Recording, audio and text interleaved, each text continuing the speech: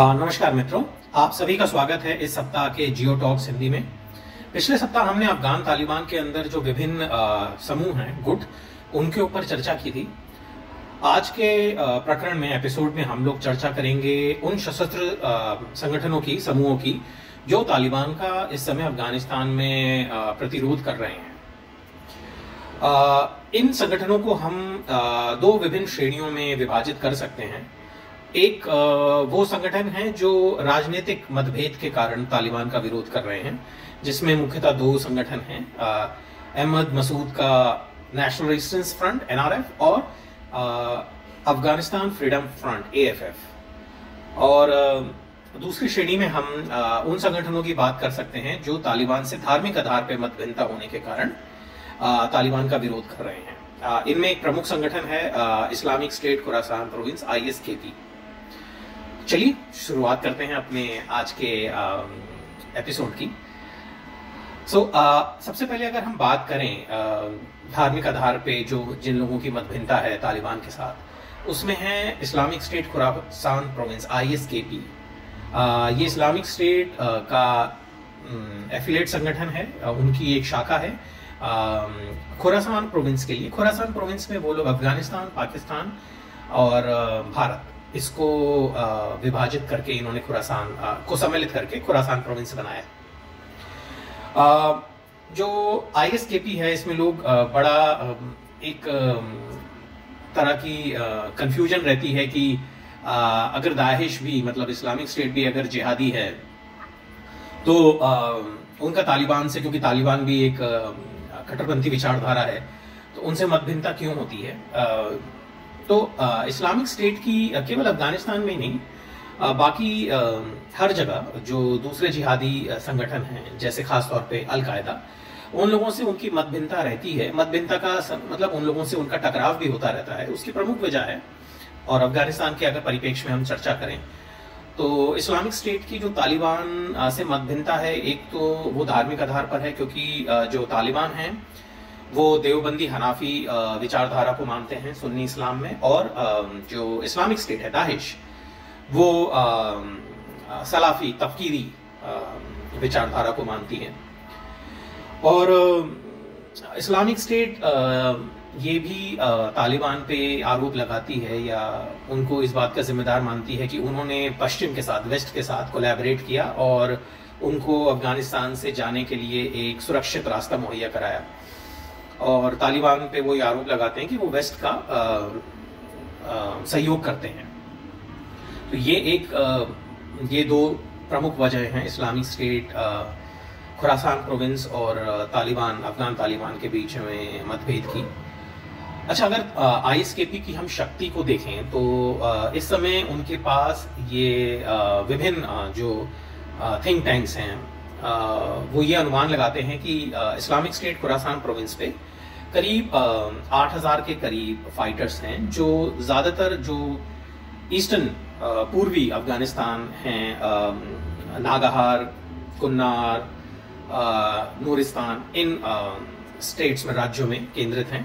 पर इनके जो इनकी शाखा या इनकी जो लॉजिस्टिकल जो संसाधन हैं, फाइटर्स भी और असला भी, हथियार भी, वो भी पाकिस्तान के जो कबायली ट्राइबल एरियाज हैं, खैबर पख्तूनख्वा के, पहले वो फाटा एरिया थे, इस पे हम चर्चा कर चुके हैं, वहां पर भी ये उनको केंद्रित करते हैं। तो ये प्रथम श्रेणी, जिसमें हम अगर धार्मिक मतभिन्नता को देखें तो इस्लामिक स्टेट खुरासान प्रोविंस जो है वो तालिबान का एक प्रमुख विरोधी है। और इस समय तालिबान का विरोध करने में जो सबसे सशक्त संगठन है वो भी ISKP ही है। जी, अब हम अपनी दूसरी श्रेणी पे चर्चा करते हैं, जिन संगठनों का तालिबान से राजनीतिक मतभेद होने के कारण जो तालिबान का विरोध करते हैं। इसमें सबसे प्रमुख संगठन और बड़ा संगठन जो है वो है NRF, national resistance front of Afghanistan. इसको अहमद मसूद लीड करते हैं। और इस NRF में ज्यादातर वो लोग हैं जो पुरानी सरकार में सहयोगी थे और उच्च पदों पे थे, खासतौर पे अमरुल्लाह सालेह जो पिछली सरकार में उपराष्ट्रपति थे। और NRF की फोर्सेस में उन लोगों की भी अच्छी खासी संख्या है जो पहले अफगानिस्तान नेशनल आर्मी ANA की स्पेशल फोर्सेस में थे। तो उन लोगों ने भी, उन कमांडोज ने भी अपने ये एनआरएफ को ज्वाइन किया और अपने आप को बेस किया पंजशीर कह रहा हूँ। तो एनआरएफ जो है आप सभी को जैसे ज्ञात होगा कि जब अगस्त 2021 में तालिबान जब काफ़ी तेज़ी से आगे बढ़ रहा था और उन्होंने काबुल राजधानी पे कब्जा किया, तो पूरे अफगानिस्तान में मुख्य रूप से अगर तालिबान को कहीं पर भी एक प्रबल प्रतिशोध मिला तो वो केवल पंजशीर घाटी में, पंजशीर प्रोविंस में एनआरएफ के द्वारा ही मिला। और अंतोगत्वा तालिबान ने एनआरएफ को वहां पे हराया और पंजशीर को भी हस्तगत कर ही लिया, जैसा कभी हुआ नहीं था अफगानिस्तान के इतिहास में कि पंजशीर पे कभी हमलावर सेना का कब्जा हुआ हो। तो अगर मैं पंजशीर की बात करूं, मेरा कई बार अफगानिस्तान जाना हुआ है, तो जितनी बार भी मैं अफगानिस्तान गया हूं पंजशीर में ज़रूर जाता हूं। एक तो वहां मेरे काफ़ी परिचित भी हैं, तो वो जो अगर ज्योग्राफी आप भूगोल देखें पंजशीर घाटी का, तो वो बड़ा उपयुक्त है मोर्चाबंदी करने के लिए, लाइक डिफेंड करने के लिए।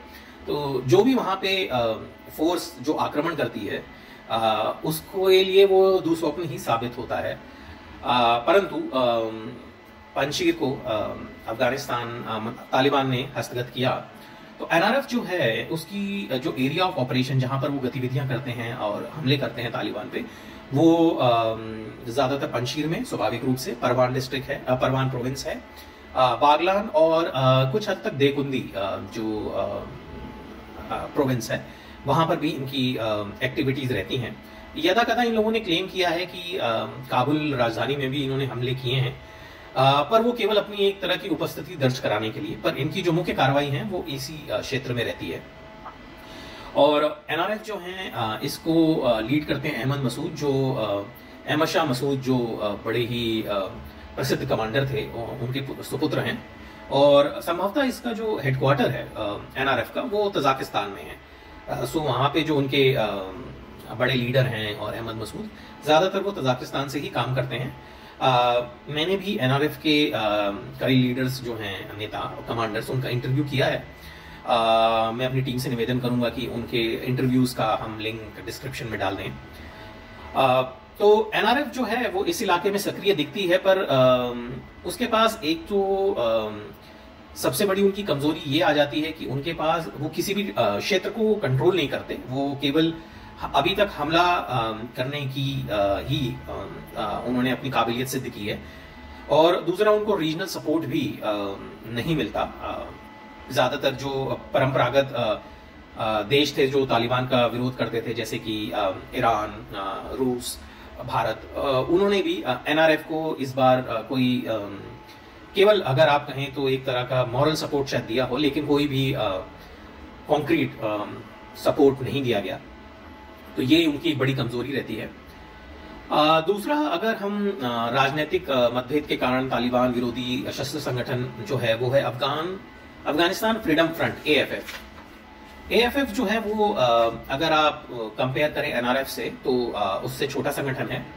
अच्छा, एनआरएफ की जो मैं आपको अगर शक्ति रिसोर्सेज के हिसाब, संसाधनों के हिसाब से बताऊं तो करीब करीब अनुमान है कि इनके 4000 फाइटर्स हैं, जो पंजशीर की जो पहाड़ी हैं, बाकी जो पहाड़ी इलाके हैं उनमें अपने आप को बेस रखते हैं और यदा कदा बॉर्डर क्रॉस करके तजाकिस्तान भी जाते हैं, लेकिन इसकी पुष्टि नहीं की जा सकती। और अफगानिस्तान फ्रीडम फ्रंट पे आते हैं हम, तो अफगानिस्तान फ्रीडम फ्रंट जो है वो एनआरएफ से कंपेरेटिवली अगर हम तुलना करें, तुलनात्मक रूप से छोटा संगठन है। इसको जनरल यासीन जिया इसका नेतृत्व करते हैं, जो अफगान नेशनल आर्मी के चीफ ऑफ स्टाफ थे पुरानी सरकार में। इनका जो मेन बेस है वो है सलंग वैली, ये परवान प्रोविंस में पड़ती है। परवान जो है ये पंजशीर के बगल का ही प्रोविंस है। यहाँ पे मुख्य रूप से ताजिक लोग निवास करते हैं। तो एएफएफ का जो मेन बेस है वो भी सलंग वैली है, पर इनकी कार्रवाई भी बागलान, तखार और परवान प्रोविंस में रहती है। इनका भी इनको जो एक तरह का राजनीतिक सपोर्ट मिलता है वो पुरानी सरकार या पुराने जो वॉरलॉर्ड्स हैं, अब्दुल रशीद दोस्तम, अता मोहम्मद नूर, उस्ताद इस्माइल खान, इन लोगों ने एएफएफ को अपना सपोर्ट दिया है।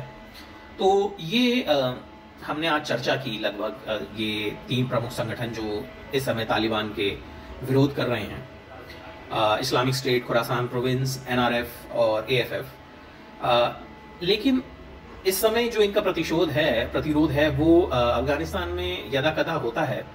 बड़े हमले अभी ये लोग नहीं कर पाते, और जिसकी कई वजह हैं कि संसाधन नहीं है, और तालिबान का जो सिक्योरिटी सुरक्षा तंत्र है वो भी काफी मजबूत है। पर ऐसा नहीं है कि तालिबान को एक तरह का पूर्ण नियंत्रण जो है वो मिला हुआ है। ये लोग समय समय पे अपना तालिबान के जो फाइटर्स हैं, लीडर्स, जो कमांडर्स इनके एरिया में आते हैं, उन पे समय समय पे हमला भी करते हैं, और कोशिश करते हैं कि तालिबान की जो कैजुअलिटीज हैं वो इनके इलाके में हो, ताकि वो यहाँ पे मूवमेंट अपनी ज्यादा ना करें। ये आज हमने चर्चा की इन संगठनों पे। आप सभी से निवेदन है कि आप जियो टॉक्स हिंदी को सब्सक्राइब करें, ताकि हमारे जो जब भी हमारा सप्ताह में जो प्रकरण एपिसोड आता है उसकी आपको नोटिफिकेशन मिल जाए।